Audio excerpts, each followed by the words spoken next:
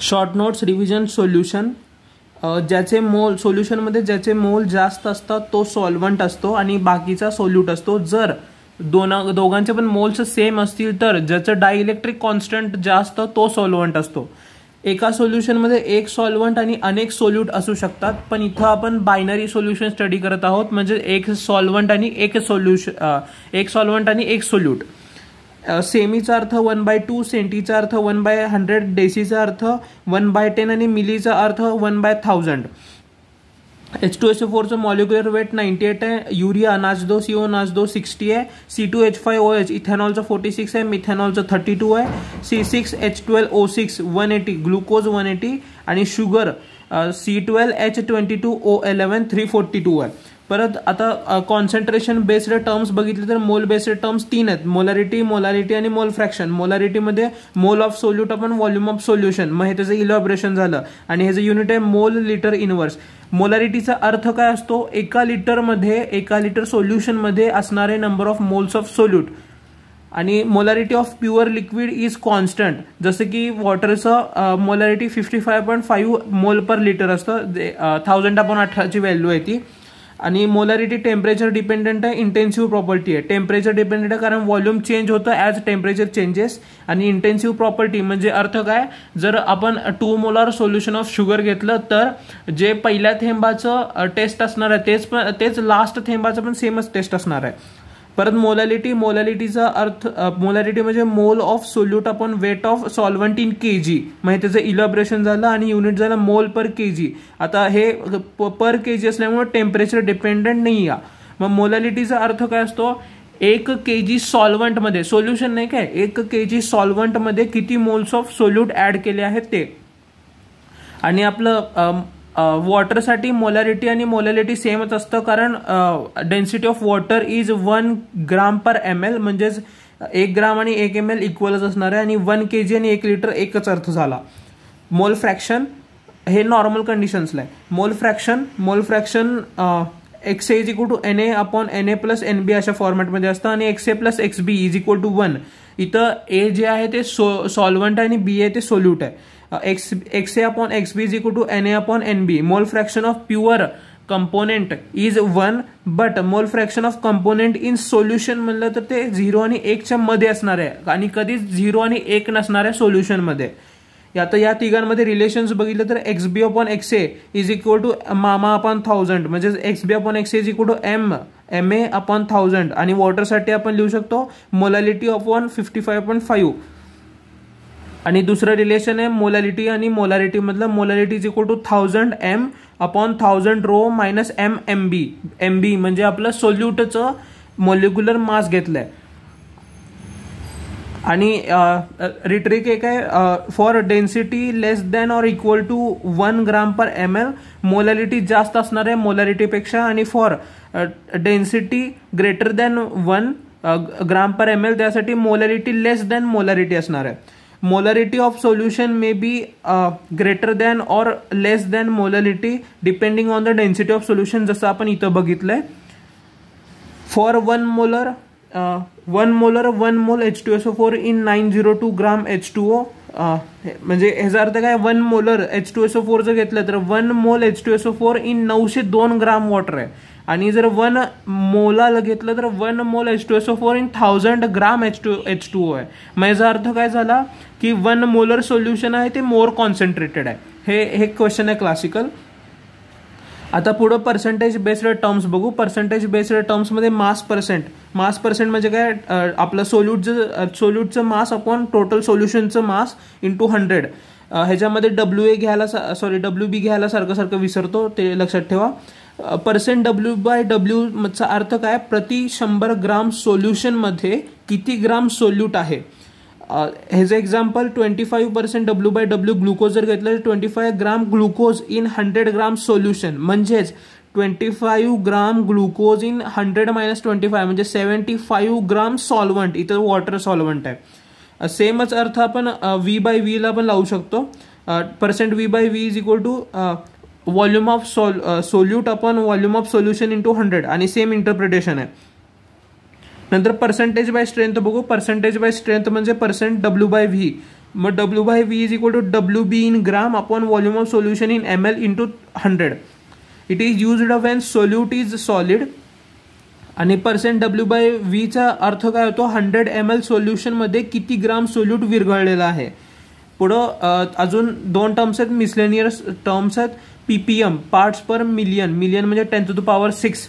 ह्याचं काय नाही, PPM is equal to WB अपॉन W सोल्युशन हेच आहे, ह्यालाच मल्टिप्लाय बाय मिलियन केलं आहे. मग आता हे WB खूप कमी आहे म्हणून आपण लिहू शकतो direct WB upon WA into 10⁶. आणि सेम PPB सोबत WB अपॉन WA इंटू 10⁹. आणि ह्याचं आणि ह्या दोघांचं इंटरप्रिटेशन सेमच आहे, याचं पण इंटरप्रिटेशन सेमच येतं.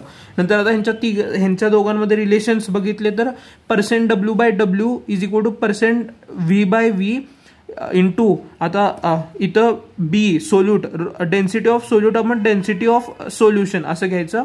आणि पुढं molarity is equal to XD10 upon MB.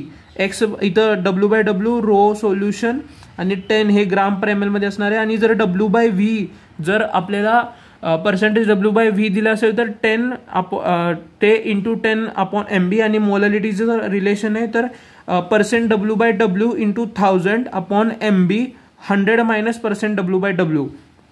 जर आपल्याला पर्सेंटेज दिलं आणि स्पेसिफाय केलं नसेल आणि आपल्याला जर मोलॅरिटी विचारली तर % हे W/W असणार आहे आणि दुसरी काय गोष्ट विचारली तर %W/V असणार आहे. पुढं आपण बघूया वेपर प्रेशर. वेपर प्रेशरचा अर्थ काय, जेव्हा in closed system liquid vapour equilibrium असणार त्यावेळेस pressure exerted by the vapour of liquid on liquid surface and walls of vessels. Rate of evaporation असणार आहे ते proportional to surface area, wind speed आणि ह्युमिडिटी, जे की क्लोज्ड सिस्टीममध्ये closed वेसलमध्ये constant असणार आहे. म्हणजे रेट ऑफ इव्हॅपोरेशन कॉन्स्टंट आहे, पण rate of condensation is directly proportional to collision between 2 vapour molecules.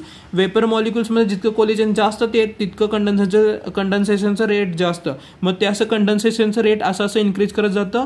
ज्या ठिकाणी दोघं जण सेम येतात त्या ठिकाणी इक्विलिब्रियम येतं. यावेळेला मोजलेलं प्रेशर वेपर प्रेशर म्हणतात. ह्याच्यामधले note points. Evaporation is a spontaneous and endothermic surface phenomenon. Evaporation takes place at any temperature. Vapor pressure of liquid doesn't depend on the shape of vessel, size of vessel, quantity of liquid, size of orifice म्हणजे hole असलेलं ते. परत आणि vapour प्रेशरचा अर्थ काय, rate of evaporation upon rate of condensation. Vapour pressure can be observed in closed vessels only. Closed वेसल्समध्ये आपण डिटरमाइन करू शकतो त्यांना. नंतर factors affecting the vapour pressure बघितले तर इंटरमॉलिक्युलर अट्रॅक्शन्स आहेत. Vapour pressure inversely proportional to intermolecular forces. Hydrogen bond सर्वात स्ट्रॉंग असणार आहे. मग डायपोल म्हणजे आपले पोलर कोव्हॅलंटवाले आणि त्यानंतर नॉन पोलर कोव्हॅलंट म्हणजे लंडन फोर्सेसवाले. वॉटरमध्ये हायड्रोजन बॉन्ड असणार आहे. BR2 मध्ये लंडन फोर्स असणार आहे. आणि CH3CO आपलं ॲसिटोनमध्ये डायपोल मोमेंट असणार आहे. Hydrocarbon considered non polar because carbon आणि हायड्रोजनचं इलेक्ट्रोनिगेटिव्हिटी सेमच असते. पुढं टेम्परेचर इन्क्रीजेस तर मग intermolecular forces decreases. Kinetic energy of liquid molecules increases आणि vapour pressure increases. On increasing म्हणजेच आपलं on increasing temperature vapour pressure increases. हा त्याचा ग्राफ आहे आणि हे त्याचं इक्वेशन आहे. Log P2 upon P1 is equal to ΔH vaporisation upon 2.303 R T2 minus T1 upon T1 T2. Vapor pressure of liquid doesn't depend upon the surface area, but it depends on the number of liquid molecules passing into vapor per unit area. पुढं आपण solubility बघू. Solubility आपण 3 गोष्टींमध्ये बघतो. Gas in liquid solution, liquid in liquid आणि solid in liquid सोल्युशनमध्ये. Gas in लिक्विडमध्ये factors कोणते अफेक्ट करतात, एक तर critical temperature of the gas. Critical temperature increase केलं तर सोल्युबिलिटी नक्कीच इन्क्रीज होते. आणि solubility of gas is inversely proportional to temperature of the gas at that instant. नंतर प्रेशरचा इफेक्ट बघण्यासाठी हेनरीचा लॉ आहे. Solubility of gas is directly proportional to the partial pressure of gas. मग हे सोल्युबिलिटी म्हणजे X आहे आणि पार्शियल प्रेशर मग PO2 is equal to KH into X आणि के जे असतं ते डिफरंट फॉर डिफरंट गॅसेस, म्हणजेच एकाच गॅससाठी सगळ्या लिक्विडमध्ये सेम असणार आहे. लिमिटेशन्स गॅस प्लस लिक्विड जर रिॲक्शन होत असेल तर हे लागू होत नाही. व्हेरी लो टेम्परेचर आणि व्हेरी हाय प्रेशरला हे लॉ लागू होत नाही. ह्याचे ॲप्लिकेशन्स बघितले तर carbonated drinks at high pressure, high altitude anoxia आणि सी डायव्हर्स जे आहेत त्यांना बेंड्स होतात, म्हणून ते प्रिव्हेंट करण्यासाठी हेलियम 11.2%, N2 56% आणि O2 बाकीच्या रिमेनिंग पर्सेंटेजमध्ये यूज करतात त्यांनी. पुढं लिक्विड इन लिक्विड वाला solution depends on the volatility of solute, त्याचं सोल्युबिलिटी. आणि सॉलिड इन लिक्विडचं जर बघितलं त्याला फॅक्टर्स अफेक्ट करतात नेचर ऑफ द कंपोनेंट, म्हणजेच आपलं like dissolves in like, polar dissolves in polar, non polar dissolves in non polar. Temperature increase केलं, जर प्रोसेस एंडोथर्मिक असेल तर सोल्युबिलिटी इन्क्रीज, आणि जर एक्झोथर्मिक असेल तर सोल्युबिलिटी डिक्रीज. आणि तिसरं फॅक्टर व्होलॅटिलिटी ऑफ सोल्यूट, ते स्टडी करण्यासाठी राऊल्ट्स लॉ स्वतः आहे. राऊल्ट्स लॉ काय म्हणतो? राऊल्ट्स लॉ म्हणतो PA is equal to P0A XA आणि PB is equal to P0B XB. मग total pressure of solution vapour phase, मग PS is equal to PA plus PB, म्हणजेच PS is equal to P0A XA plus P0B XB. त्याचे alternate forms हे झाले, PS is equal to P0B plus XA, इथं P0B आहे, मग इथं पुढं XA घेतलं आणि A आहे म्हणलं P0A मायनस P0B असं केलं. आणि सेम जर उलटं केलं, जर PS is equal to P0A plus XB करावं लागेल, मग P0B मायनस P0A असं करावं लागणार. आता ह्याच्यासाठी भरपूर रिट्रिक्स आहेत राऊल्ट्स लॉसाठी, आणि हे लिक्विड सोल्युशनसाठी ॲप्लिकेबल आहेत. जर P0A मोठा असेल P0B पेक्षा तर आपलं शुअरली PS त्या दोघांच्या मध्येच येणार आहे.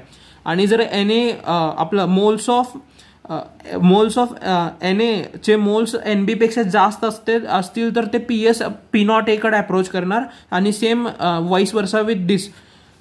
परत पुढचं vapour pressure of solution when the half of the solution is vaporised, असा क्वेश्चन जर आला IITचा PYQ आहे, PS is equal to under root P0A into P0B असं करायचं. परत रिट्रिक 4, जर बॉइलिंग पॉईंट ऑफ सोल्युशन दिले आणि at boiling point pressure of solution is 760 mm of Hg किंवा 180 m. पुढचं रिट्रिक composition of liquid vapour in vapour phase, ह्याचा formula Y is equal to P0A XA upon P0A Y XA plus P0B XB, आणि same with YB. For equimolar solution जर बघितलं, ज्याचं P0 जास्त असणार आहे त्याचं YA जास्त असणार आहे. पुढं रिट्रिक्स नंबर 6, हा ग्राफ बेस्ड क्वेश्चन आहे. हा ग्राफ बेस्ड क्वेश्चन इथं AC जे आहे ते PB असणार आहे, आणि AB जे असणार ते PA असणार आहे, आणि CD पण PAच आहे. रिट्रिक नंबर 7 जर बघितलं, P0A आणि P0B मध्ये जर भरपूर 200 पेक्षा जास्तच मोठं अंतर असेल आणि Na मायनस NB व्हेरी म्हणजे कमी असेल तर ते PS will nearer to the component with higher vapour pressure, higher vapour प्रेशरवाल्याकडे जाणार आहे. आणि जर P0A आणि P0B मधलं डिफरन्स कमी असेल आणि मोल्समधलं डिफरन्स जास्त असेल तर PS will be nearer to the higher mole component.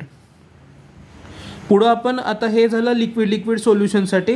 आता फॉर सॉलिड लिक्विड सोल्युशनला बघितलं तर ह्याच्यामध्ये P0B XB 0 होणार आहे. मग त्याच्यावरून इक्वेशन आलं XB is equal to P0A minus PS upon P0A. ह्याचा अल्टरनेटिव्ह फॉर्म आहे, जेव्हा mole of solute, weight of solute किंवा मोलर मास ऑफ सोल्यूट विचारलं तेव्हा हे फॉर्म यूज करायचं, P0A minus PS upon PS is equal to NB upon NA. तेच XB upon XA असणार आहे. Raoult's law is the special case of Henry law when the liquid is so volatile that it behaves as gas. हे असंच एक statement आहे, हे तर आपण कम्पेअर करू शकतो. पुढं colligative properties of dilute solution आणि त्यासोबतच वॅन्ट ऑफ फॅक्टर पण बघू. नॉर्मल कोलिगेटिव्ह प्रॉपर्टीज काय असतात, which depend only on the relative number of solute particles, only on irrespective of identity of the solute काय का असेना त्याचे number of particles, relative number of पार्टिकल्सवर डिपेंड करणार आहे. बॉइलिंग पॉईंट एलिव्हेशन आणि फ्रीजिंग पॉईंट डिप्रेशन हे दोन्ही ऑलमोस्ट सेम आहेत. del TB is equal to KB into M, del TF is equal to KF into M. KB molar elevation constant आहे आणि elevation इब्युलिस्कोपिक constant असं लक्षात ठेवायचं. आणि KF मोलार डिप्रेशन कॉन्स्टंट आहे, डिप्रेशनमध्ये म्हणून रडा लागला क्रायोस्कोपिक कॉन्स्टंट. केबीची value R T B naught square M A upon 1000 del H vaporization आणि के एफची व्हॅल्यू आर टी नॉट एफचा square M A upon 1000 del H fusion. It is दोघं पण प्रॉपर्टी ऑफ सॉल्वंट आहेत. KBW is equal to 0.52 kilo kg per mole आणि KFW is 1.52 kilo kg per mole. पुढं RLVP जर बघितलं तर RLVP is equal to XB असणार आहे, P0A minus PS upon P0. पण हे अल्टरनेटिव्ह फॉर्म आपण यूज करायचं आहे जेव्हा डेल्टा P व्हेरी लेस असणार आहे किंवा NB फारच कमी असणार आहे NA पेक्षा. पुढं ऑस्मोटिक प्रेशरचं ऑस्मोसिस रेफर करा नोट्समध्ये. वेंट ऑफ इक्वेशन काय आहे, पाय इज इक्वल टू ICRT, जिथं R इज इक्वल टू 1/12 असणार आहे. इथं एक डाटा आहे 0.91 W/V NaCl सलाईन म्हणतात, which is isotonic with the blood used in the intravenous injections. पुढं ॲबनॉर्मल क्वालिटेटिव्ह प्रॉपर्टीज ज्याच्यामध्ये नंबर ऑफ पार्टिकल सोबत झोलमाल होते. मग van't Hoff factor is equal to observed number of particles upon solute particles upon theoretical number of solute particles. म्हणजेच आपलं qualitative property observed upon theoretical. पण molar मासमध्ये उलटं होते, molar mass theoretical upon abnormal molar mass असं. Van't Hoff factor जर म्हणजे एकपेक्षा जास्त असेल तर डिसोसिएशनमुळे होतं, ऑब्झर्वड मोल्स जास्त असतात. Equation I is equal to 1 + n-1 alpha.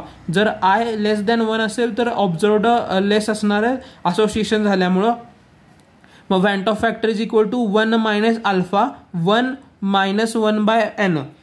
आणि जेव्हा I इज इक्वल टू 1 असणार आहे तेव्हा नॉर्मल क्वालिटेटिव्ह प्रॉपर्टीज असणार आहेत. मग ह्यांचे इक्वेशन काय झाले, P0A minus PS upon P0A is equal to I into XB. Del TB is equal to I KBM, del TF is equal to I KFM आणि पाय इज इक्वल टू ICRT. आता काही महत्त्वाचे पॉईंट्स, ॲसिटिक ॲसिड आणि phenol CH3COOH आणि C6H5OH dimerise in the benzene because of hydrogen bonding. आणि Wien alpha not given तेव्हा आपण अल्फाला 1 पकडायचं आहे. आणि Hg2Cl2 हे Hg2 + 2Cl- असं तुटतंय, इथं Hg2 आहे. आणि म्हणूनच जेव्हा अल्फा 1 असणार आहे तेव्हा हे जर वेंट ऑफ फॅक्टर 3 येणार आहे.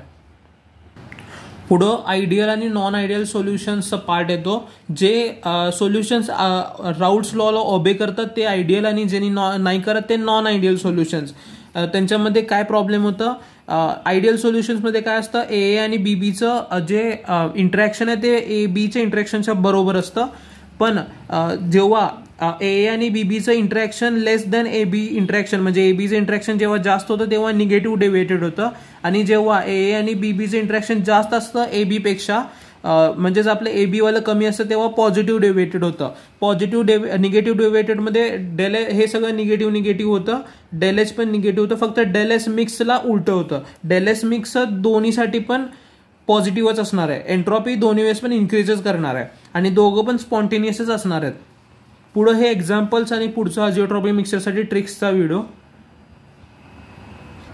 Please give me feedback how was my short notes.